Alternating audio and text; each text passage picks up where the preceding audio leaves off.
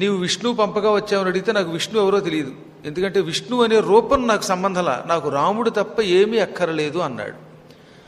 అనన్య శరణాగతి అంటే తాను ఎవరిని నమ్మాడో ఆయనని తప్ప మరొకరిని సేవించినటువంటి వాడు మాత్రమే ఎప్పటికైనా మోక్షం పొందుతాడు. ద్వంద్వం ఉంటే అటువంటి వాడికి ఎప్పటికీ మోక్షం ఉండదు. ఏదో ఒక్కదాన్ని నీకు ఇష్టమైంది, అందుకే ఒక భర్త, ఒక గురువు, ఒక దైవం, ఈ మూడింటిని నమ్మిన వాడికి మాత్రమే మోక్షం వస్తుంది అని తరతరాలుగా వేదము చెబుతూ ఉన్నది. ఇటు శంకరాచార్యుల వారు కూడా అదే చెప్పాడు.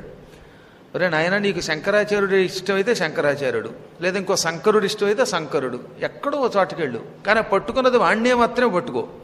అక్కడొక్కాలు ఇక్కడొక్కాలు వేసావంటే అటూ కావు ఇటూ కావు, అతో భ్రష్ట ఇతో భ్రష్ట, అక్కడ భ్రష్టుడు అవుతావు, ఇక్కడ భ్రష్టుడు అవుతావు, సర్వభ్రష్ట, చివరికి సర్వభ్రష్టుడు అవుతావు. ఒక్క దైవాన్ని ఏదో